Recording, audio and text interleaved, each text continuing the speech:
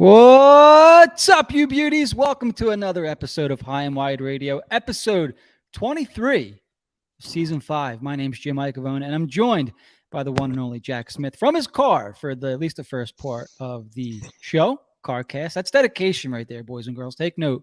And boy wonder, Mr. Travis Ballinghoff. If you are not listening to the episode live, please make sure to subscribe, follow, and listen to us on Apple Podcasts, Spotify, or YouTube. If you are watching live, please make sure to say hello in the comments. And if you have not yet subscribed to our YouTube channel, be sure to do so. Here is the URL. It's youtube.com/C/FlyersHW. If you want to check out our site and maybe buy some merch while you listen to the show, you can head on over to hwhockey.net or find all of our social media links in one place at who.be/HWHockey.net. That's HOO.be/HWHockey. Okay, ladies and gents. So let me paint a picture here, guys, to catch everybody up just in case, they actually had a life over the weekend and didn't watch every Flyers game. So Flyers, after gaining points in 7 straight games, have now lost 3 straight games. But once again, it's not for lack of trying. Flyers fell to Pittsburgh for the third and final time this season. And some of that bad luck or good luck, depending on how you're rooting for the team this year, crept back up on the Flyers. As if you watch the game, this was probably one of the weirdest goals that I've actually ever seen, let alone this season, as Rickard Rakell fired a shot over the goal, right? I don't think it was deflected. Did you guys see this? Was this shot deflected? I know it bounced off the boards behind Felix, or I'm sorry, was it Sam Ersson against the Penguins? Mm-hmm. Bounced off the boards, hit him in the back, and went into the net. Now, I've seen this in like bloopers and stuff, but never like, I can't recall like during a Flyers game. I mean, it was something crazy. So a little bit of that bad luck creeping back up, or like I said, good luck depending on which way you're rooting for the Flyers this year. But long story short, Flyers fall 4-2 to the hated Penguins. The bright spot, maybe Travis Konechny scoring his 29th goal this season. That's now 2 goals in 2 games since he's come back. Flyers also played Buffalo Saturday night. Long story short, because it was I don't think it was a very good game to watch. Morgan Frost scored twice, goals 17 and 18 on the season. And of course, the game from last Thursday. Did you guys watch this one where the Flyers were outshot thoroughly? And you kind of had this feeling the entire game, right? That, all right, 4-2, 4-3. Like the Ottawa could never really if they would have got to 5-1, then I would have been like, all right, this game's out of reach. Flyers slowly crept back in. I think Owen Tippett ended up tying that game late. And some of that bad luck showed up once again as Felix Sandstrom kind of handed the game to Tim Stützle and the Senators in overtime. But, so of these 3 games, guys, obviously Flyers go 0-2-1. They helped their chances in regards to draft positioning because they didn't pass teams that they were gaining ground on. But, it's almost a foregone conclusion now that they're not going to finish any lower than at the very least 6. Are there any positives to take away from a game, from a stretch like this, Trav? Nope. No, I'm kidding. Morgan Frost is on an absolute tear right now. Playing against his last name. He's not cold. He's not frosty. He's hot. So there's that. Felix, I think, has actually played decent. I know he handed that game away the other night in overtime. Maybe he's tanking for Bedard. I'm sure Jack would like that. But I think he's played okay. Definitely better than he played at the beginning of the year in my eyes. But overall, I don't think there's too many positives. It's a shame they didn't lose a couple more of them games in that little streak they had when you're looking at the grand scheme of things. I don't know. What do you think, Jack? I'm definitely inclined to agree. Flyers finally understand the assignment. Too little, too late. But, Sandstrom especially. However, if you're going to look at anything this season based on us being pretty much set with the 7th pick and whatever happens there, I want to see the young guys, do their thing as we discussed last week. And I want to see Konechny hit 30 goals because I don't want to see this narrative come around again, whether he can do it or not. With all the time he missed this year, it was a foregone conclusion. He was going to hit it. Just hit it. We'll move on to the next thing.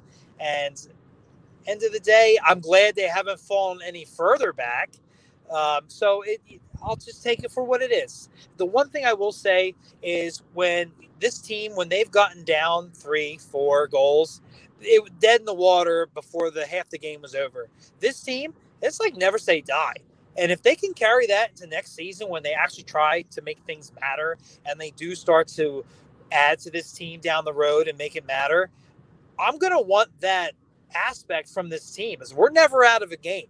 To come back and tie Ottawa the way it was like, geez, any other team would have or any other Flyers team, I should say, would have just rolled over and let them have it. But the fact that they stay in these games and they don't want to give up, that's something we haven't seen this team probably since like 2012. Sorry, I'm over here typing. Yeah. I still have fun watching them. Even the game against Ottawa, where it was like, what is going on? I think they were outshot like 40-15 at one point in regulation. And you know what? I didn't find myself disgusted. I should have been probably, but I could still watch them, and you could still, at least I had the feeling like, all right, well, they could still come back in this game, which it was a weird feeling. I'm not sure why I had that. I liked feeling that way, to tell you the truth, because in the last 2 seasons, they're getting outshot 45-15. That game's way over. Like, you're done watching, like at the first, you're done watching, like at the end of that first period, the team's done. So I thought it was interesting that I felt that they could still come back in that game. And I wanted to see them come back. You know what I mean? If there's anything that can carry over into next season, in the seasons to follow, besides the young guys doing their thing, it's that attitude. It's that we're not out of it until it's over, because that is especially against division rivals. That is one thing this team, the second they were like, oh, we gave up 2 goals in the first, everybody, let's call it a night. As much as we knew they were out of the playoffs that season, those seasons, you still don't want to get embarrassed by your rivals. You don't want to be losing 9-1, 8-3 to the Rangers.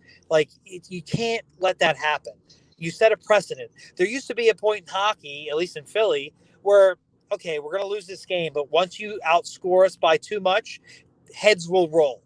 And I miss that. I do. And I've come to appreciate the Delorier signing even more because of it. Just one example. And I do like that. They're not going to roll over like they would in the past. And that is a culture change right there. For sure. And it's like, I don't know, it just feels like whatever change happened this year, I think it's here to stay. And we talked about this in the beginning of the season, right? Like, the hardest job to do was change the culture. I mean, the easiest way to do it would just be winning, but you would still have some of that like bad juju or bad, whatever you want to call it, lingering. Like, all winning does is mask that kind of stuff. They chose to do it the hard way, change attitudes, change, perspectives. It's hard to inspire a group of losers, and and it's only in the sense that the teams, they've been losers the last bunch of seasons. How do you change that? How do you fix that? Sure, the easy way is, all right, well, you start swapping out players, and that's some of that's still going to be happening, but you find a group of guys that you get to believe in what you're doing, and that spreads, and that's hard to do. And I believe they did that this year, which gets me excited. I want to root for them. I want to root for Tortorella. I want to root for the Noah Cateses of the world, who I never considered him even a guy that could be on this team next season. And apparently he's a core guy, it's cool to see. It's fun. To me, that stuff's fun. It's watching guys grow and people surprise you. And all of a sudden, maybe there is a core here. Maybe Morgan Frost is a player, which is funny because I traded him at the deadline in fantasy, in Dynasty. And now he's starting to come around. 18 goals. He's going to, with 6 games left. I'm going to ask you guys, Trav, is Morgan Frost a 20-goal scorer by the end of the season? Yes. I think he'll get a couple, yeah. I think Jack, he'll get what do at you least think? 2. Yeah. Jack, you think Morgan Frost hits 20? I don't see why not. He can score 2 in a game. He could come down to the last game, and if he scored 2, it wouldn't surprise me. I'm going to take all the credit for it because if I still had him, that's why you traded there's- him. You're so confident. so I trade Frost and I cut Farabee, and what do you know? I'm out of the playoffs, and they're both on fire. It's no coincidence that I am the Flyers jinx. I should go back and see if I have any playoffs. What's that? Too many Flyers on your team to make the playoffs, though, Jim. Yeah, somehow, yeah. Guy who won our league had D'Angelo, Konechny, and Frost. Wow. Get the hell out. How did you make out, Trav? You were in a close match. Yeah, I lost in the semis. That's tough, man. Yeah, well, he made it one. I think he made it one round further than me and Jack. We both lost in first round, I think. Yeah. So I was just happy to be there. Yes. So was I. All right, guys. So we're about a little bit over 11 minutes in here. I want to cover some of our topics before we do have our guest on. If you didn't read the name of the show, Mr. Mike Brodzinski will be joining us, the father of Bryce, Mike, and Johnny Brodzinski. A lot to talk about. I'm excited we haven't had a dad of any of the players on our show, so this will be a first for us. And it's a great time to be a Brodzinski right now. There's a lot to get to. We're going to talk about it in just a little bit. He'll be joining us in about 15, 20 minutes. So if you're watching live, stick around. If you're not, go get a beer, eat dinner, and come back. We'll be here. All right, guys. So, yeah, we talked about some positives from the last couple games there.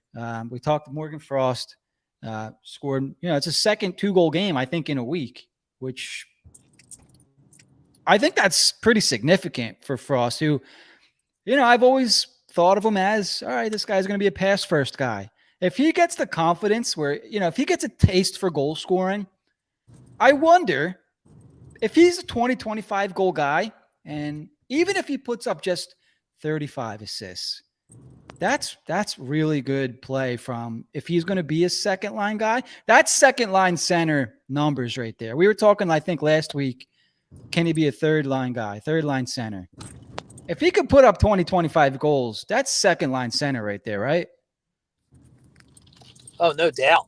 I mean, if you're scoring like that, you can play whatever the hell you want almost.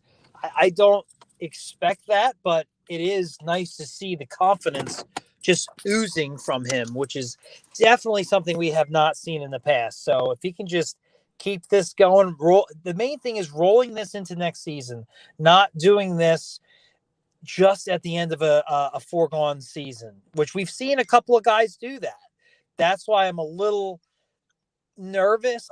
Nervous isn't the right word. I just feel like I'm pessimistic a bit, but rightfully so, based on what we've seen the team overall. But from a player perspective, there's no reason to think that give him more time, and with the confidence he's showing now, he can't start the season rolling this way next year. There's no reason to think that.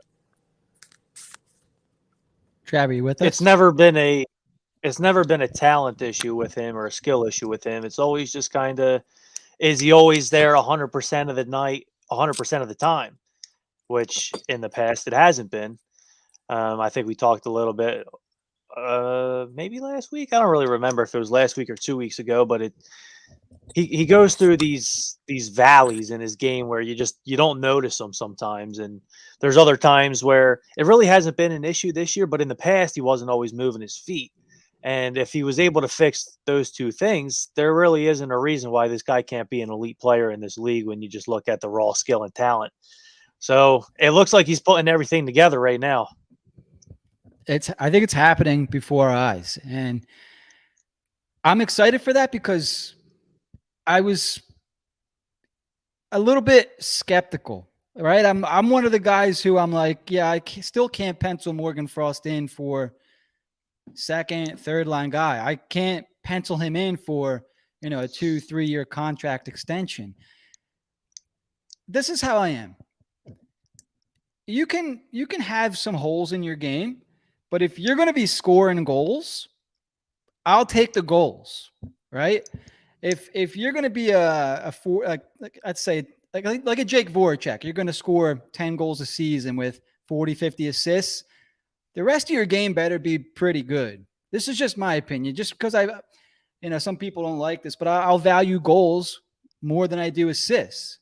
If a guy can create on his own, like Morgan Frost's game winner against, I think it was Montreal. I think they were up 2-1. He made it 3-1, if I'm not mistaken. I believe he made it 2-1. Did he make it 2-1? You're right. Okay. So it was kind of a rush the other way. And he said it himself. He was thinking past the entire time. And last minute, he went for the shot. He went for the kill. I'll take that all day over a pass first player. I will. It's just how I value a player that can score goals more than I do than a player that is pass first.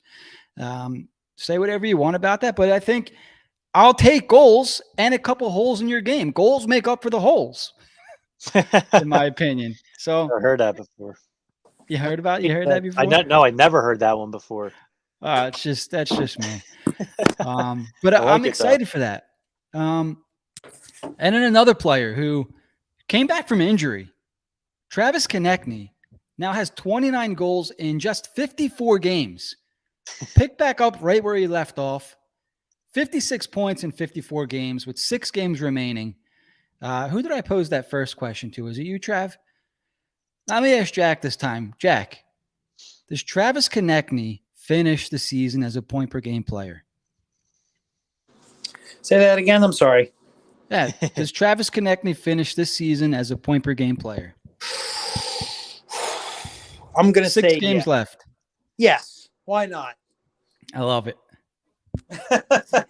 Now the optimistic show. Yeah, that remains to be seen. Maybe we'll see that in about 4 or 5 years. Yeah, I think. Unfortunately, you might be right about that.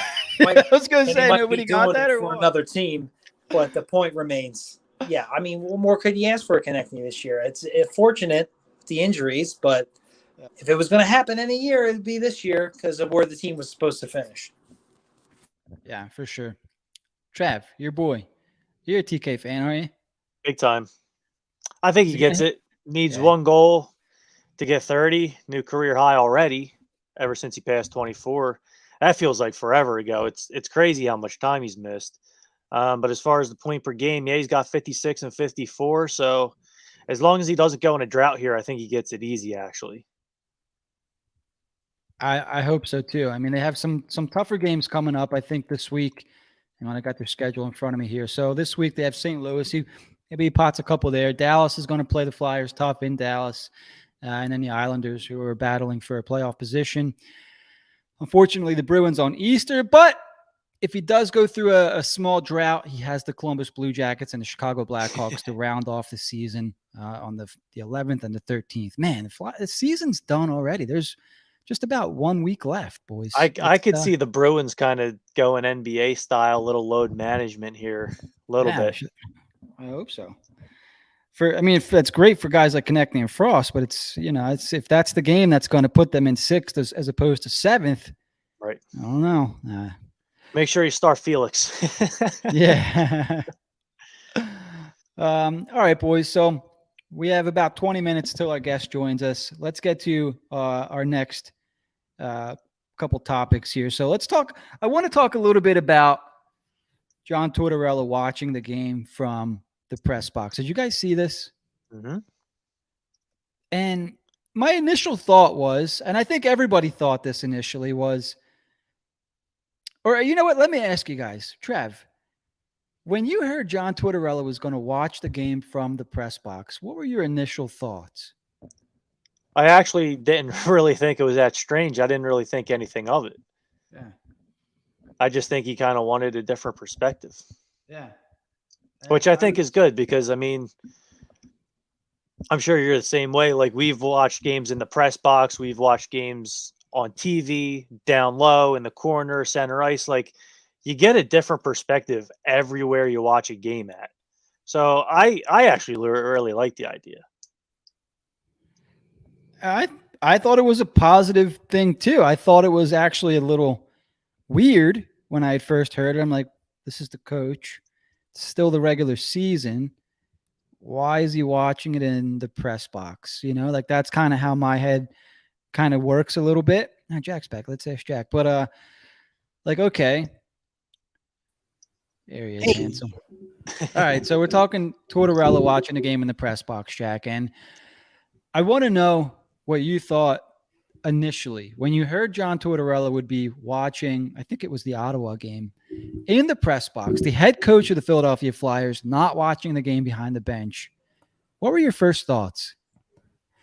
I'm just being dead serious. I had zero issues with it. Part of me kind of liked it. This is a kid who didn't have a lot of money, who grew up watching the game with a cement wall behind me, and I know everything. That bird's eye view is not a bad way to watch the game. When you're on the bench, sure, you're involved and all that.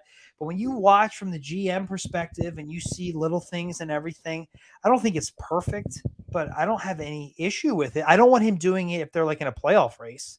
But if you're at the end of the season here and there's nothing, like you're not playing for anything, I mean, why not? Like if you see something maybe you don't think you'd see otherwise, why not try it? Try something different.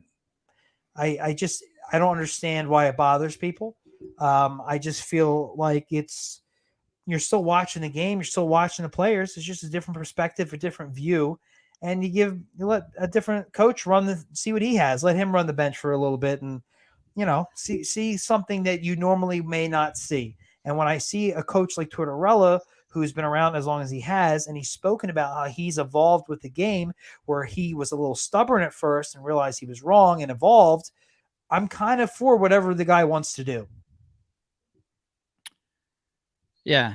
So interesting, because I think we all kind of felt the same way when we heard this. Like, all right, there's a method to all of John Tortorella's madness here, and he wants to see the game from the press box. He wants to kind of hang out with Danny Briere and see what Briere's seeing, get on the same page, kind of thing. So he watched that one in Ottawa, definitely from the press box. I think from some accounts, he did not watch the game in the press box on Saturday night, unless you guys can tell me different, because I didn't watch that game Saturday night. I was watching a Queen cover band. There was reports that said Tortorella was not in the press box, that he was watching the game from somewhere in Wells Fargo Center. And it ended up, he came out and said he watched the game in the locker room on TV. Now, I thought that was weird. Like, yeah, I don't like that. That's very odd. That's either get behind the bench or get in the prep. Why did you watch it on TV for? It made no sense to me. So, all right, so that's a little bit weird. And I think it ends up coming out that he chose not to watch the game in the press box. So this is what John Tortorella called the press box. And I should have got the clip for the show. Ran out of time. He called the press box Answer Alley and said he did not want to watch a game up there. He said basically what he said was everything, everyone's got all the answers up there. Everyone's got all the solutions in the press box. And, everyone thinks everything's so easy. And it was interesting because there was an account on Twitter who I would say 99.9 out of 100 times I will disagree with this person's takes. I just the worst hockey takes. I'm not going to put his handle out there. What's that? Do you have an @ for us? Nah, I'm not going to do it. It's not my style. Put it in the doobly-doo down below. I want to see it. Yeah, I missed whatever you're talking about. I'll share it with you guys. But in this one tweet, this 0.1% tweet, he said something to the tune of, because Tortorella is a big proponent of, if a guy's playing bad, put him in the box, let him see what he's doing wrong from the box, right? Right? Like that's what he does, right? Mm-hmm. And so in this case, Tortorella was in the box and he said, the game is, it looks way too slow up there. It's not real, as opposed to being down on the ice where things are actually fast and things move. And, when I think his point was, so I don't 100% disagree with the tweet, but it was, I think in general, right. I also think that this person doesn't like John Tortorella. So, keep that in mind because that's his perspective and that's where he comes from. But when you're at ice level, when you're in the game, sure, everything's fast because you're in the game. You're only seeing in the game. as opposed when you're sitting up top, now you see every little detail. Yeah, it does look slow. You can see that this player should have eyes behind his head, or you can see that this is happening over here, but how is this guy supposed to have any clue that that's going on? So I tried to look at both perspectives there, and I don't agree that Tortorella should have said that. I don't think he did himself any favors by saying that. But that's kind of besides the point. To me, it told me that he was in the press box, not necessarily against his will, but it wasn't his idea. Do you know what I mean?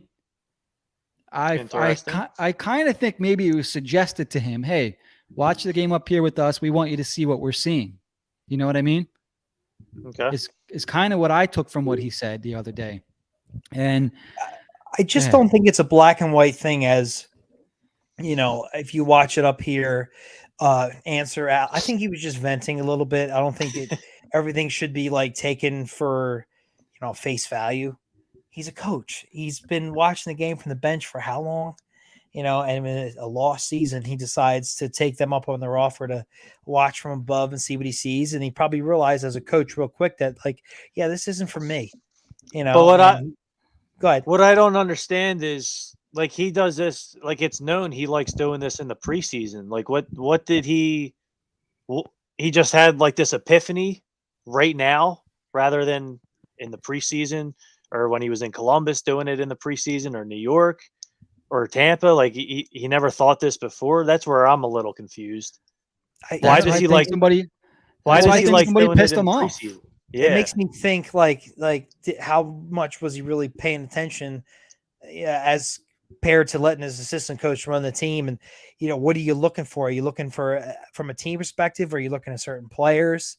And now you're in the season. It's a lost season. So it's almost like it's preseason again, in a sense, for next year, and it's like, what are you really looking for? And then you bring up how he's watching on TV, which is set for fans.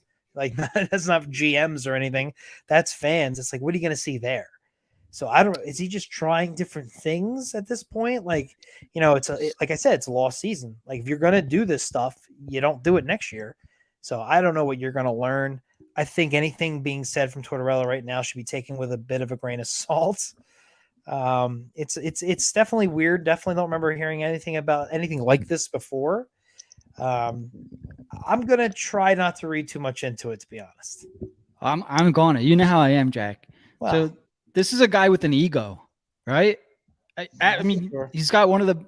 Say what you want. I love John Tortorella. I think he's a super smart guy, but I also think he has an ego. Like any great coach, any great player would have. I think the ego is what fuels most great players, most great coaches. So I think he went into the box. I don't know who was talking to him. I don't know who he's, getting a direction from or whatever, but somebody pissed him off. I don't know who. Somebody pissed him off. And I think probably the plan was for him to watch the game. Again, this is speculation. Probably the plan was for him to watch the game against Buffalo in the press box or in the GM box as well. And if John Tortorella and I are anything alike, I would go watch in the locker room as a big FU. Like, I'm not going to watch it with you guys because I don't want to have to hear your shit. And the plan wasn't for me to coach behind the bench. I'm going to watch it in the locker room by myself. This way I don't have to hear you, and I'm not going to be behind the bench. I'm going to watch it all on my own, and I'll look for these things. I'll take into consideration what they said the night before. I'll watch the game by myself. I don't want to be bothered, kind of thing. And maybe he finds out that he's wrong about some things. Maybe he, further confirms that he's right about some things. I don't know. This is all complete speculation.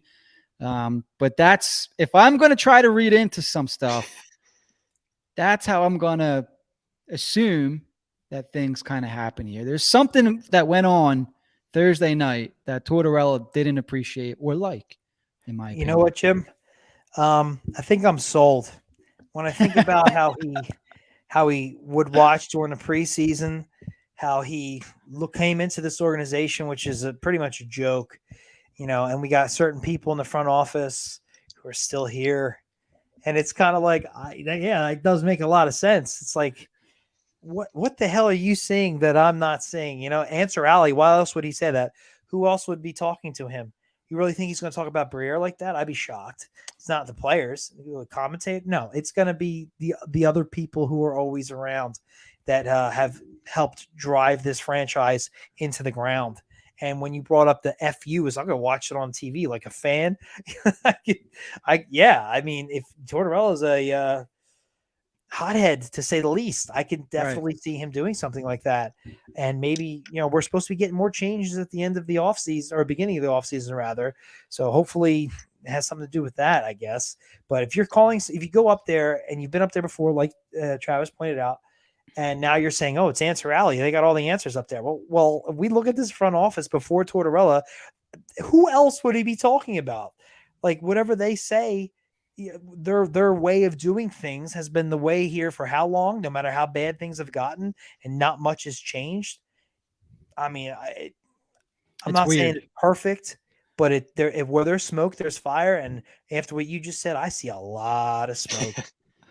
Yeah, certainly blowing a little bit on there, huh? I mean, sometimes you hear something, you hear it laid out, and you go, wow, it's kind of hard to punch holes in that. I'm just now hearing about this, so I apologize for my ignorance. I didn't watch Saturday's game. I was at a wedding and partying all night. I totally missed all this, so I'm trying to wrap my head around everything.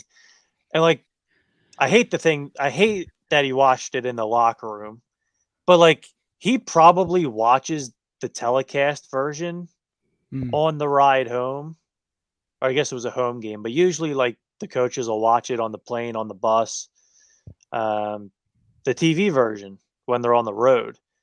So I don't know. You'd think the next day after practice, he goes and watches that. So it doesn't make any sense to me why he would go watch the TV version unless what you're saying is true.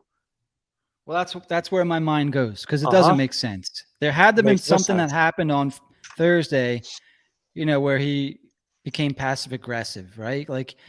I'm trying to, he's got the Italian blood. He was probably offended in some way and said, you know what? F you. You pay me to be behind the bench. You asked me to come up there and watch a game with you Thursday night. Why? So all I can hear is, how I'm doing everything wrong. How this guy, and this guy are doing everything right. No, this is what I'm going to do. I'm going to watch the game by myself. So screw you guys. I just thought it was interesting. And, it's honestly, until right before we started the show, where we, started kicking around topics for today, I didn't think much of it. But after I saw that tweet today, I was like, oh, there could be something happening here. And maybe it's, hey, John, why don't you take a second and watch the game up here with us? Maybe you might be better suited as this position with us going forward. Who knows? I don't know. Because think about this. Think about all the work that he put in this season, mentally, emotionally, and then somebody comes to you at the end of the year. Hey, this is how we're going to go with things. We have a couple positions open for you, Why don't you take one of these and we'll bring somebody else in to do this kind of stuff? Oh, again, just speculation. But what would piss him off to the point where he didn't want to watch a game up in the box with those guys? You know what I mean? It's just probably Barry Hanrahan. It could be. I mean, not just pissing him off, pissing me off too. Are you serious? The one thing you did right, you're gonna fuck with? Is that not the Flyers? Come on, I thought we were moving on from this crap. So everything, this could all be speculation, and I'm pissing Jack off over here. Sorry, Jack.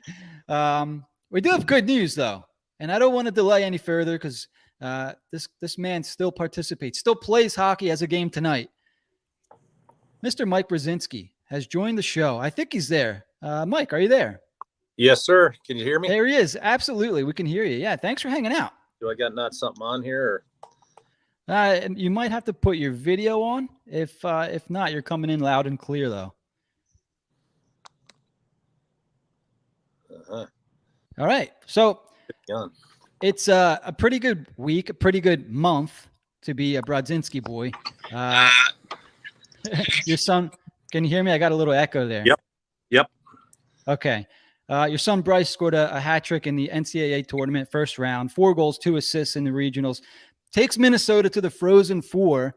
And then just today, as we were talking back and forth, your son Johnny was announced the AHL Player of the Month for March. I mean, talk about what it's like to be the father of these kids right now who are just excelling at every aspect of hockey. It's pretty cool. They, growing up, so you guys know, I was born in Philly. So I did. Yeah, I was going to ask you about that. Part of the Broad Street Bullies, man. I was for Bobby Clark when I was growing up. So, no, but we moved to here when I was 5. My dad moved us here. My dad was born and raised in Philly and had a couple brothers, and so we've gotten back a couple of times. When Michael, the second one, was in the Frozen Four there, we went and seen the old stomping grounds and all that. But just for Bryce to have the big weekend that he had, and it's been more of a team game at Minnesota this year. It's sort of spread out. The top line's pretty darn good with 2 freshmen and a sophomore on it, and then Bryce's line's got 2 seniors and a junior, and so it's sort of spread out across the board there. But he's been playing good all year. He's just looking forward to this weekend. And Johnny, that, like you said, that popped up this afternoon, and personally, I don't think he should be in that league. No, I would agree. Every time he goes down, he tears it up, and then he goes up and he gets 6 to 9 minutes and plays on the 4th line, and obviously you guys know you ain't putting up points if you ain't on the power play, or you ain't on a penalty kill, or you ain't out there. You ain't getting those 4 to 5 extra minutes a game. Goal scorers are pretty streaky guys, and all my guys are goal scorers. Even with Michael, my second one, who's a D, he's down in Orlando. He's leading the team in scoring as a defenseman for the 2nd year in a row, and it's all about opportunity. So absolutely need a little better opportunity. It must have been a fun Thanksgiving and Christmas this year with everyone having the years that they had, huh? Yeah, with it's a sort of weird story. I played 2 years at Minnesota, and then I transferred to St. Cloud, and lucky enough got to be the captain for Herbie when he was there. And now I've had 2 of mine play at St. Cloud, and 2 of them play at Minnesota. So it's whenever we go outdoors and play, it's usually the 2 Gophers against the 2 Huskies. That's awesome, man. That's so cool. Yeah. So hey, if Johnny's not happy up in Hartford or with the Rangers, I mean, the Flyers will take a guy like that any day, Yeah. You never know what happen. I know he loves it, though. He loves being the captain of Hartford. Says when he's down there, it is, guys. Players just want to play. They Absolutely. Don't sit on the bench, especially when you're a goal scorer and you could be out there helping your team, and especially if you're losing games or whatever, and you could be helping, and you don't get the opportunity to help. I'm not saying he's not happy there. He's happy with Hartford. He loves the guys. He really likes the coach down there, who was general manager. He really likes the organization. Just a little bit better opportunity, I think, is what he's hoping for anyway. And he works hard, boys. He's one of those kids that never skips a lift, never skips anything. And they love the game. And that's the best part for me. Yeah. I mean, it sounds like the prototypical John Tortorella guy. I mean, just get him down here, get him to Philly. So I want to talk about your youngest son, Bryce. Bryce is your youngest, right? Do you have any more that we missed? Nope. None. Okay. Yeah. Bryce is the young guy. So he's having a hell of a year. He's a senior at Minnesota. Frozen Four, obviously a big weekend coming up. Yep. I assume you've talked to him a bunch in the last couple of weeks and whatnot. How excited is he? I mean, the recent stretch that he just had, yep. I would assume has opened up some doors for the future. I mean, Flyers fans are now watching your son, watching Minnesota to watch, your son. Yeah. Can you talk about his attitude and where he's kind of at, and how excited is he for the future now? He's got a great attitude. He's a total team player. Whatever he can do to help the team win, which is usually score goals, is what he wants to do. And but his attitude has been great. And a lot of people don't know the behind the scenes story. Is he came in as a true freshman, which I don't care what anybody says in this day and age. That's a tough thing to do unless like you're a Logan Cooley or, and Bryce was Mr. Hockey here in 2019, which is a great award. And he had 97 points in 27 games when he, the USL before, played in 10 games and had 11 points, came back, did that. And then he went back down for 10 and had 10 more points, so they elected to bring him right in. And, me and Bob Motzko, we had a couple conversations about that, and I lost. I wanted him to USHL. Just Bryce was a little bigger kid. He's 6'2". He's about 224 pounds. And some of that needed to rearrange on his body, so he can sort of take off like he's been taken off. And I think it's finally there, but with those kids that are in his grade right now, that's the other thing. A lot of people don't understand. That first year, he was having a pretty good year, pretty good freshman year, and 3 weeks left of the season and it got shut down, Then the next year, they didn't even start playing hockey until January, so they basically lost almost a full year of competition. And then last year, the parents couldn't get in until Christmas time, so this is really his first year of experience in the college hockey. And, North Dakota coming in and there being 12,000 people in the building screaming, going nuts, and the band's going. And, so this is really their first year for that group. So for that the kids that came in with him to do what they're doing, it's been pretty remarkable. Are you up in Minnesota, Mike? Yep. We're sort of central. You go to every game there? When they're here, we try to. Obviously, with Easton playing at St. Cloud for 3 of Bryce's 4 years, me and Kathy, mom had to split, and me playing for Herbie up there, I sort of bleed a little more red. But so I sort of took the hour drive to St. Cloud most of the time. But we usually one of the two of us is at all of his games here. That's awesome. I was curious why he chose to play in Minnesota. Well, he didn't really choose it. He sort of he was committed to the Huskies up at St. Cloud, and then his senior year when he committed, right at the end of his senior year, I was coaching the U18 Minnesota Blades, and we'd always come out to Pittsburgh and some of them tournaments and that, and we were playing Shattuck, St. Mary here, and Bryce was having a pretty big game. We were beating him 4-1 after 1, and he had a couple goals and an assist, and I was walking off the bench, and the guy from Penn State goes, hey, Mr. Brodzinski, can I talk to you? I'm like, yeah, what's up? And he goes, hey, just so you know, if Bryce wants to change his commitment, he can come out anytime he wants. And I'm like, what are you talking about? Oh, he's going to St. Cloud, and I didn't know nothing about it. Well, then next thing I know, the Michigan guy was lined up. There was 7 or 8 guys lined up at the door, and they all wanted to talk about Bryce. And I was like, guys, what's going on? They go, you haven't heard. And I know I was on the bench. What's going on? And they're like, Bob took the Minnesota job. So Bryce was a Bob Motzko commit up at St. Cloud. So we got in the car after, and sure enough, my phone was ringing and it was Bob. And I answered with you tore my heart out. What the hell's going on?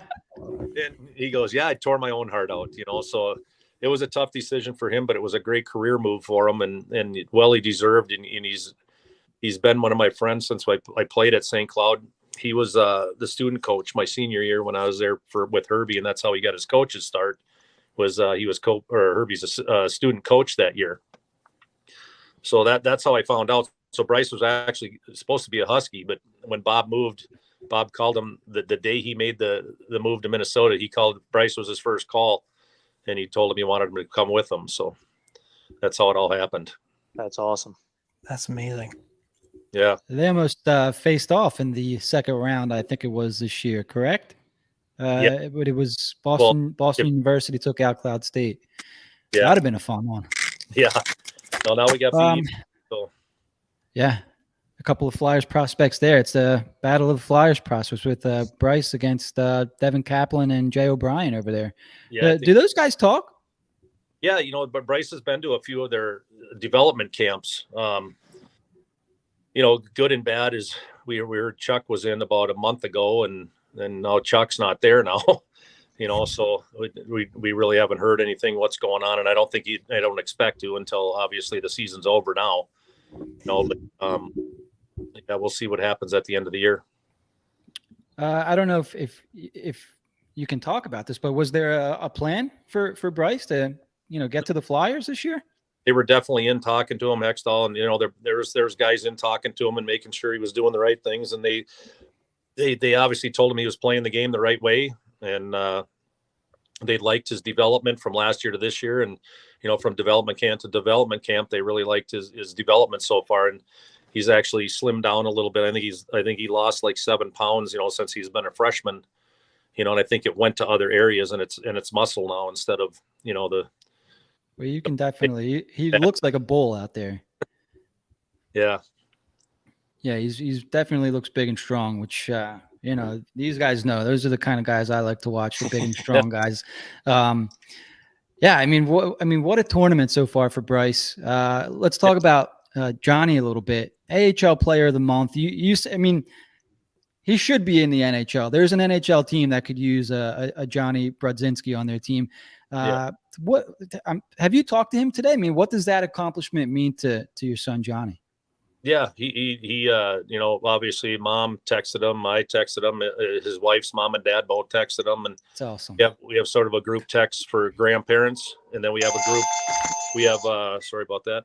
Okay. We have a group text for the family, so all 4 boys and all their girlfriends and mom and dad. It's awesome. And all of them are sending them congratulations, and it's a pretty big feat. When Johnny when he got sent down, it sort of happens year after year. He comes up, he plays really well, and then it's hey, we got to give this guy a chance, or we got to give that guy a chance. And it's always Johnny, the guy going down, Yeah.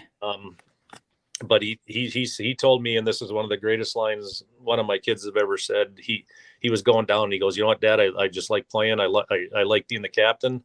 And he goes, "I'm going to get these guys to the playoffs." And when he went down, they were so far out of the playoffs. I thought, that's a pretty lofty goal, Herb. But I tell you, they're in the playoffs right now. And they've made a pretty good run since he's been down there. So, and he's it's really fun to watch. But when I watch it, it's almost like I'm watching Bantams or something, because he, and I don't want to say he's the greatest player in the world, but I tell you, he sticks out every shift. And every shift, he's the first forechecker, he's the first back checker. And sometimes he's playing wing. Where he should be entering, the zone a little later sometimes, or getting back a little later because he's in deeper, and he's always the first guy back. And I watch him in the NHL. He's always the first forechecker. He's always the first back checker. Even when there's sometimes he's on the line with the one night we were watching, and they moved him up with Trocheck and Kreider, and they scored like the first time he was on that line, and I thought, wow, that line looks a little faster now, and because Johnny's he's pretty fast. I guess in the camp this year, Kreider's had sort of the run on the Ironman, fastest guy in camp, strongest guy in camp, and Johnny beat him this year. He beat, there was good news out of camp was that, Johnny had taken the Ironman, like they do these drills where it's endurance, like far blue line, cross to the blue line, all the way down, over the corner, all the way back. You got to do it 4 times in under a certain amount of time.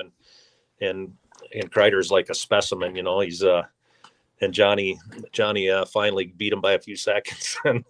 and so that was pretty good news coming out of camp. I thought for sure he was sticking, and he went down and then came back up right away. And, there's been some injuries, but now they're so close to the salary cap that they can't bring anybody up, Yep. Yeah, So- they loaded up there in New York. Yeah. Unfortunately for Flyers fans, because we have a reason, I guess, to root for the Rangers if your son gets called up, but otherwise, Yeah. it's pretty. It's tough for us to root for New York. But I'm looking over here, and point per game player with the Wolfpack going back 3 years now. Yeah. Well, even when he was in the weird part is that when he came out of college, he came out a year early, and that's when I was sort of begging him to stay, because I always thought St. Cloud would win a national title with one of my boys there. And his senior year, boy, I tell you, he would have had a chance at the Hobey Baker. He would have had a chance to win the national title that year. They had an unbelievable team, and they ended up losing to Ferris State that year to get to the Frozen Four. And it was like a 7-6 game. I just think they needed one more gun, and they could have done it. And it killed me more than him, because he was signed, he was well on his way in his adult life, and he was in LA, he was loving it. And but truth be told, it took him 19 games to score his first goal in the AHL. Oh wow!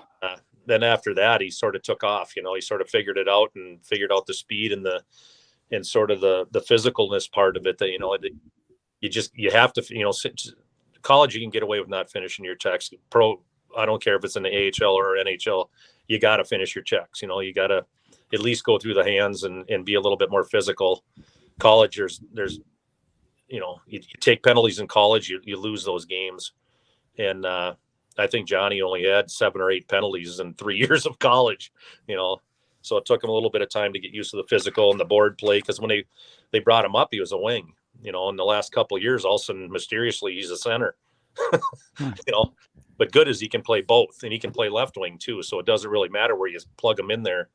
He's always succeeded at that AHL level. And, even sometimes when you watch some of his goals in the NHL that he has scored, you're like, holy mac, what a shot, or what and it just needs a little bit more opportunity, I guess, to really get a spot and stick. Tell him to give a call to Danny Briere. I mean, the Flyers draft players as centers and play them on the wing and vice versa all the time. So yeah, tell him to give Briere a call. Yes. One thing I did want to ask is, obviously you did something right with these kids. What goes into raising 3, not 1, not 2, but 3 professional hockey players? Well, hopefully it's 4 soon. Because Easton, my third one, he's in the Rangers farm system. He's down in that's right. Yeah, he's down in Jacksonville right now. We're flying in Wednesday to Fort Myer, and the Everblades rink is 10 minutes from there, I guess. So we're gonna get to go see him on Wednesday, and then go to the Frozen Four on Thursday. But guys, it was pretty easy with the boys. I always just told them, don't disrespect the game. I'm more of an old school guy.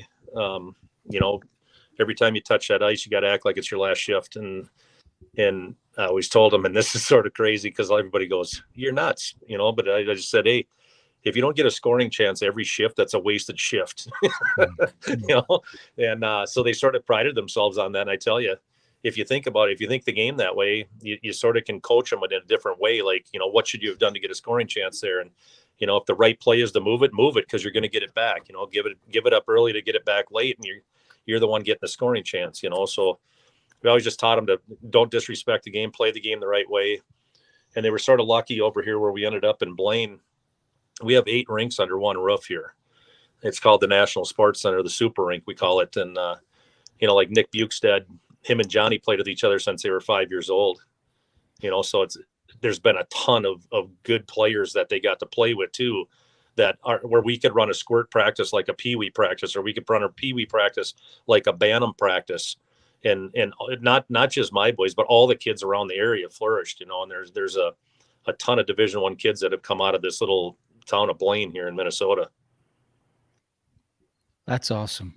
I mean, it's incredible. I mean, you have a lot to be proud of. We're rooting for Bryce here. Frozen Four coming up this weekend. Yeah. We know you're excited. We're excited. We actually have playoff hockey to watch in Philadelphia. We're obviously watching your son. Yeah. So, if Jack, Trav, if you guys have any questions before we let Mike run, he's got a hockey game to get to in a little bit. I got one more for you. All right. So, like, growing up, when you guys are playing street hockey or hockey in the driveway or whatever, how would you decide who was going in net? Was it always Bryce because he was the youngest? Most of the time it was. I got a great story about that. So Bryce decided, you know what, this is fun. I want to be that goalie. And I'm like, oh, no way. My brother was a goalie. And I'm like, there's no way one of my kids is going to be a goalie. And Bryce, but 4 years old, playing with 6 and 7 years old, and he was already scoring goals, So I was like, there's no way this is happening. So I went to the cage at Blaine, and we have a cage with a bunch of goalie equipment in there. So I got the worst equipment out of that cage that I could find.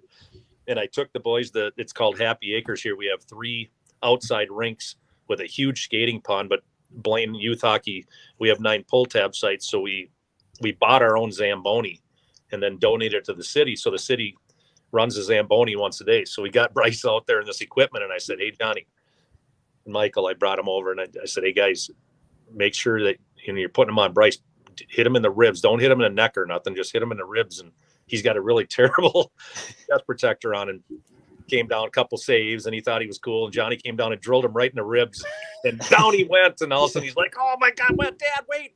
And I was like, "What? What's wrong?" I go, "Get up, come on." I go, "That happens to goalies every game. Let's go." And boy, I tell you, he couldn't get that stuff off quick enough. Yeah, That's phenomenal. Oh my God, it's genius. Yeah. So I didn't get a goalie, which was good because I don't know if I could have handled that part. yeah. Especially My getting new brothers pads every single year. Yeah. Expensive. Yeah. You gotta be a little nuts to play goalie. Yeah. So I had a hockey store growing up. The boys in like 05, we started it's called Hockey Central here in Blaine, and it's a big hockey store, 8,000 square feet. Well, Pure Hockey bought me out 4 years ago, and I'm running it for them now. It's under Pure Hockey, but so the boys were always around the hockey stuff, and they always got to see the new stuff right away. And I never really got them the new stuff. We had a lease program, and whenever some nicer skates would come back, I'd say, "Hey, I got you a new pair of skates," and they were all fired up about it. So they never really got new skates till they were a senior in high school. But all the other ones that came back were still pretty nice. That's Wow. awesome. Mike, we would love to have you back on and hear more stories just like that. Obviously, like I said, we're going to be rooting for Bryce. Big weekend for the boys, and we'll be paying attention to Johnny now too. That's for sure. We know you got to run. Yep. So, yeah, good luck to Bryce. Good luck to you, and hopefully we can talk again soon because this was a lot of fun. That's right. Go Flyers. That's Go right. Flyers. Go Flyers. Thanks, Mike. All right, boys. Thanks, Take care, Mike. Mike. That was Thanks great. again. Yeah, you got it.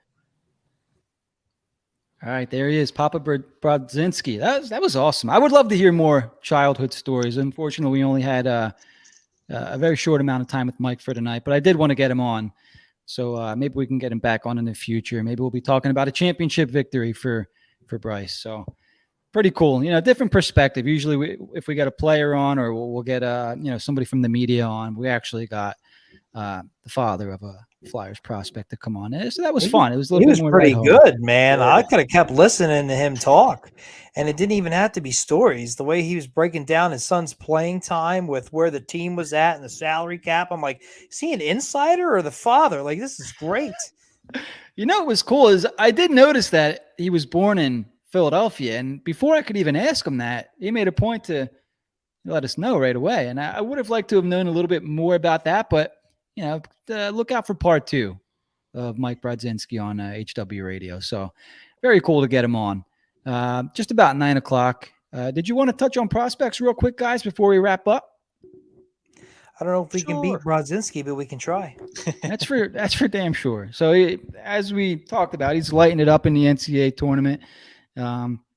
I think they face off against Boston University in the Frozen Four. So we'll be watching, a former 7th round pick for the Flyers, but another former 7th round pick for the Flyers, Alexis, or is it Alexis or Alexi?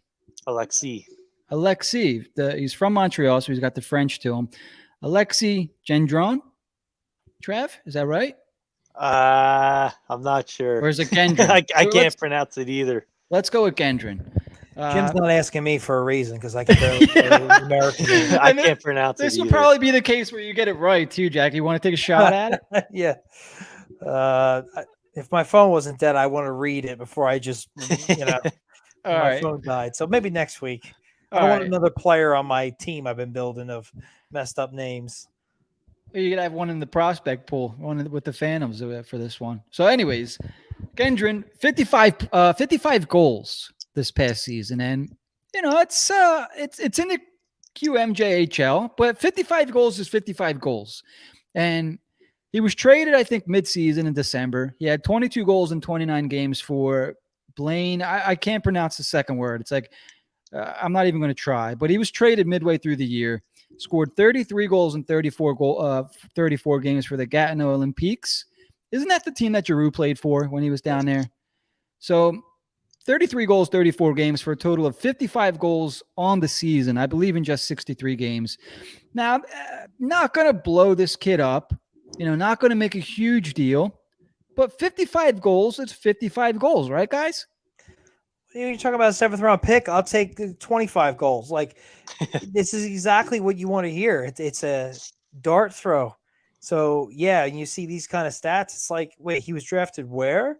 Great. Like, see what happens, I'm not going to pin all my hopes to him or anything, but when you're drafting that late, you're hoping you can it kind of like how Brodzinski was described. Like you just kind of put it together physically and mentally, and you just learn and you put it all together, and all of a sudden you find yourself in a situation where this guy probably should have went a lot earlier than he did. He just hadn't put it together yet. Not saying that's what happens, but these are like potentially some of those early signs. So yeah, it's exactly what I want to see with a guy drafted in the friggin' 7th round. Yeah, I'm right there with you. Does he turn out? Who knows? He was a 7th round pick. I mean, we've seen guys who were drafted higher than the 7th round, like Isaac Ratcliffe, score a lot of goals, Patrick. never turned out. Patty, yep. Guys just don't turn out. But like you said, you take 55 goals from a 7th round pick any day of the week. Hopefully they can develop him and he can continue to work on his game. And you get something. It's not that you don't need a superstar. Maybe you get something. Did you guys just bring up Isaac Ratcliffe? That was all Travis. Oh, yeah. Did Heard you he's see doing that? pretty You open that well down there in Pandora's the box. AHL. 13 points in 14 games with with the Milwaukee Admirals. I mean, we could talk about this, I think. Let's spend a couple minutes on this because I think this is interesting. What's interesting that they keep trying to turn all their high draft picks into checkers. See, that was going to be my thing. Like this guy scored 40 goals and 50 goals. Now I'm forgetting the team. I think it wasn't the Kelowna Rockets. I always want to say Kelowna. Guelph Storm. Guelph Storm. Yep. So goal scoring machine. Everybody was excited for what's the P word? The potential of Isaac Ratcliffe. I couldn't think of the word. It's so we were like, okay, cool. 2nd round pick. This guy can score goals. We have a goal scorer. What do the Flyers do for whatever reason? I mean, I get that they want all their players to be complete, responsible hockey players. But at what point are you like, this kid's just not going to pan out for what we're trying to make him be? Plan B should be, I believe it should be plan A. Maximize his natural ability, which if it's goal scoring, how can we make this even better? You know, how can we get him to the NHL? And this is what he's known for. Instead, you know, and some guys get it. It seems like Morgan Frost is starting to come around in that aspect. I think he's a year younger than Ratcliffe. But it seemed like they tried to make Isaac Ratcliffe into something that he wasn't. I mean, this guy is 6'6", 200 pounds soaking wet, which is, it's nothing. If you're 6'6", you need to be like 220, 230 at least. They tried to change him into something that he wasn't. And I haven't watched him play with Milwaukee, but they're doing something different with him there than the Flyers were doing with him here. 13 points in 14 games. I think he had a 4-point night, which kind of padded his stats a little bit there, but maybe said it with Frost, 4-point night's a 4-point night. That's still 9 and 13. Yeah. Still pretty solid. I think that may have beat his total with the Phantoms, 9 and 13. Let me just go back and check that here. Just I want to. I'll hop in. Like you said it, maximize this guy's skill and his ability. And like, I remember reading something when we drafted him, like his biggest weakness was those 50-50 battles in the corner and along the boards. Well, they weren't really 50-50 battles with him because he lost more than he won. And then I hear like they're trying to turn him into a checker. It's like you're going completely away from what made this guy successful, and it made no sense to me. No. Like obviously, like to succeed, right. But obviously, like to succeed in the NHL, he was going to have to develop a little bit of that side of his game. But like to force him into a checker when that's like not what he is at all makes zero sense. Yeah, and you want him to have confidence too. You don't want him to be struggling everywhere trying to make something. Let him do what he does right. Let him do that. Build some confidence and then work on the other aspects of his game. He knows what his weaknesses are. We had him on. It's what we've read. He's said it verbatim out of his own mouth. Played in a league where you weren't really using your body, so it didn't really matter. He's a finesse player. He has the hands. He has a shot. Like, let him play his game, develop the rest later. There's no need to force anything. And it's just a perfect example when you talk about the Flyers and their player development. They probably did that a lot more than we realize. And I'm not saying that he's going to turn around and turn into a NHL star or anything like that, but and even still, 9-13 is great. Still a very small sample size, but it kind of makes you wonder, kind of makes you shake, scratch your head a little. Like, Yeah. what did we do wrong here? For sure. Definitely, something to keep an eye on. Right. And I didn't tweet that out to be like, oh, the Flyers did something wrong here. I just saw it and I was like, oh, Isaac Ratcliffe, point per game player with another team. It's what are they doing that they didn't do here? Maybe it was just a case of, the guy needed to change his scenery. He's with the organization for 6 years now. They drafted him back in 2017, and he's only played 10 NHL games. Wasn't getting a lot of playing time with the Phantoms this year. Only played in 26 games, 2 goals, 2 assists for 4 points. Needed to change the scenery. It wasn't going to happen here. Whoever didn't like, I don't want to say didn't like him personally, but whoever, let's say Lappy and Jason Smith liked other players more than they did Isaac Ratcliffe. So Ratcliffe was basically buried here. And you just heard Mike Brodzinski say opportunity is everything. And he's getting an opportunity with Milwaukee. I assume he's playing in a top 6 role to score 13 points in 15 games. So he's getting an opportunity, and hey, hopefully he makes the best of it out there. Hope he succeeds, and maybe next year we see him up with the Nashville Predators. But I just thought it was interesting, and Travi brought him up. So yeah, who knows? I mean, I had a couple comments on Twitter that were, oh, the Phantoms suck. The Flyers can't develop, yada yada, and it's like, well, that's not necessarily true, which is why I was like, he got buried down the depth chart. He wasn't getting the opportunity anymore. The Phantoms are doing pretty decent this year. I think they're in the playoffs at least. And some guys are developing. You might have heard of Tyson Forrester this year. Igor Zamula came up recently. He looked pretty good. Ronnie Attard's going to get a look. Sam Erson. Everyone wants to trade Carter Hart. He's the reason why, kind of thing. I mean, so the Phantoms, they're developing. Isaac Ratcliffe just was not a priority for them anymore, unfortunately. And so wish him success out in Milwaukee and eventually Nashville. But yeah, so as we were talking, we mentioned Ronnie Attard's going to get a shot with the Flyers. I think he got in a couple of games last year. This isn't going to be his regular season debut, is it? No, he came up last year. Yeah, you're right. 15 games last year, 2 goals, 2 assists for 4 points.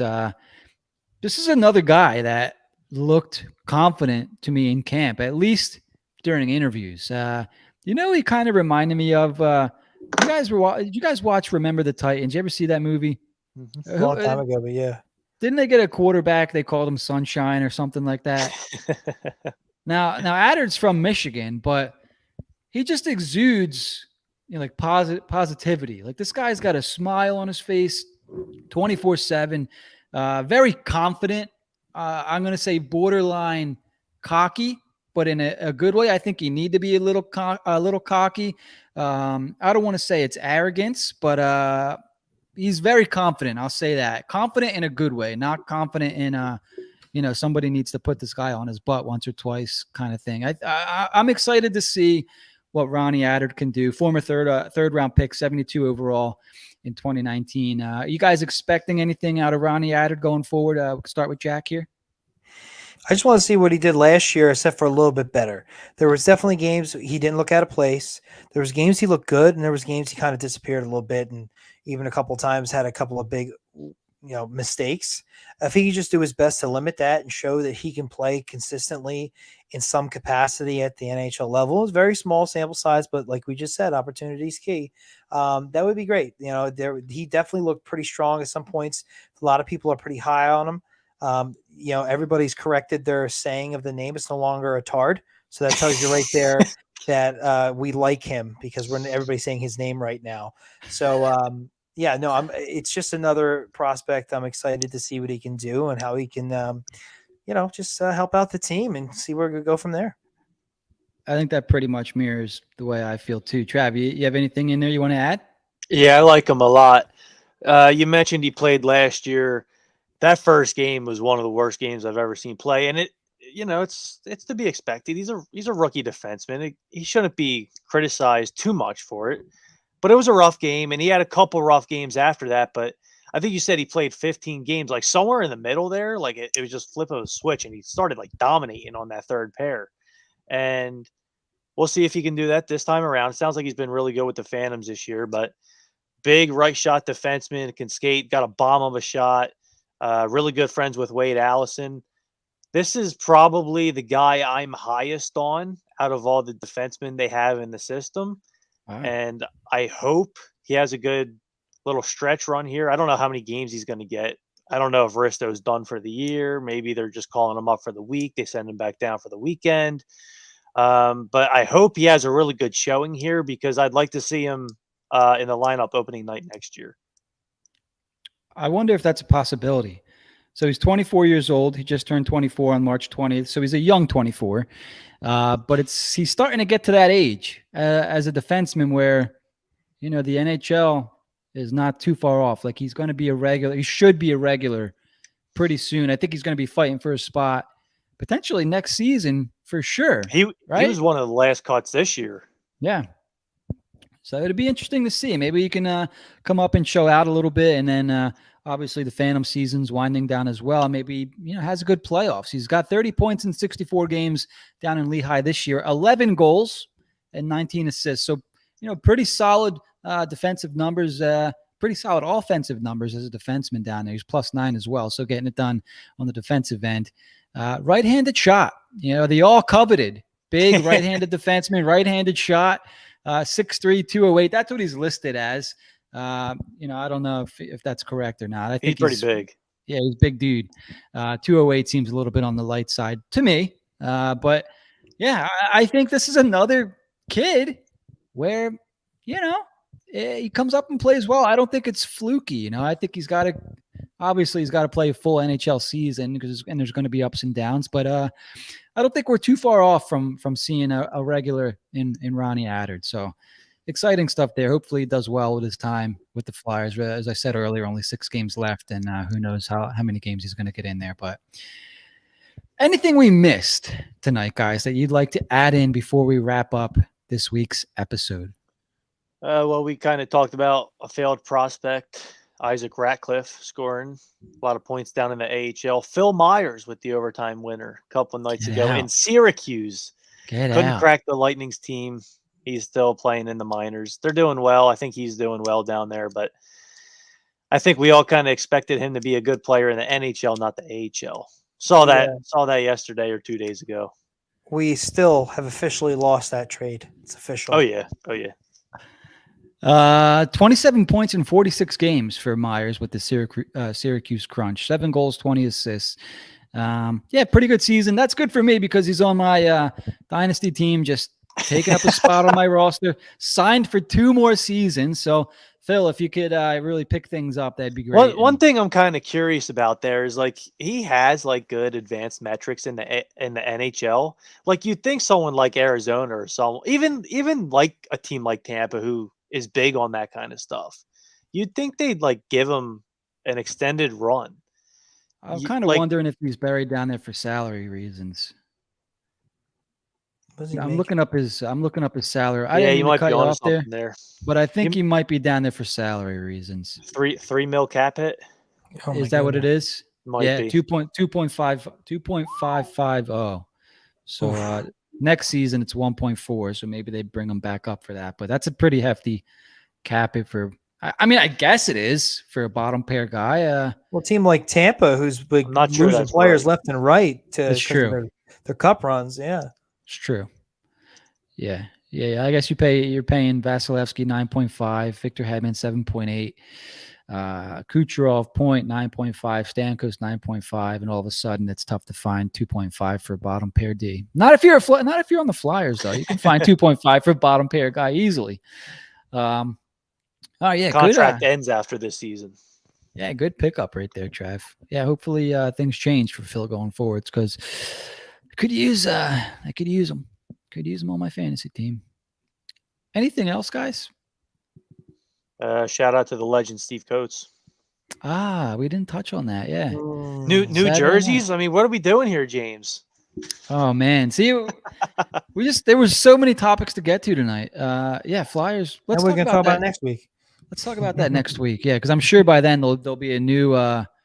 What do you call those things when not a collab? What's it called when somebody puts out a mock jersey? All right, just look at me like I'm dumb, guys. I forget the word. I'm puzzled. Yeah, I forget about it. As soon as the show ends, I'll remember what they're called. But yeah. All right. Yeah, we'll talk about New Jerseys next week. I'm sure there'll be more to talk about. Flyers play tomorrow night in St. Louis. Should be an interesting game. They beat St. Louis 5-0 a long time ago now. Maybe and then we'll see a Delorier Bennington fight. That would be cool. I mean, No, yeah, give us something. They'll get Scored Bennington out of there goals. before he You ever just go gets to do Ronnie. anything. He's a talker. That's about it. Yep. Yeah, he is a talker, that's for sure. All right, so Flyers 29-34-13. I mentioned they have the St. Louis Blues coming up tomorrow night. The schedule's now taking forever to load here. They have the Dallas Stars on Thursday, and then they have back-to-back games this weekend, Saturday and Easter Sunday. They're in New York, the Islanders on Saturday, Boston Sunday, and then 2 games next week. So I guess we'll be back either Monday or Wednesday next week. And the Flyers will wrap up the regular season. So we're going to wrap up tonight. So for Jack and Travis, I'm Jim. Everyone, thanks for hanging out. As always, thanks to our guest, Mr. Mike Brodzinski. The next time you catch us live, as I mentioned, will be next week. Take your vitamins, drink your green stuff, and let's go Flyers. Bob froze.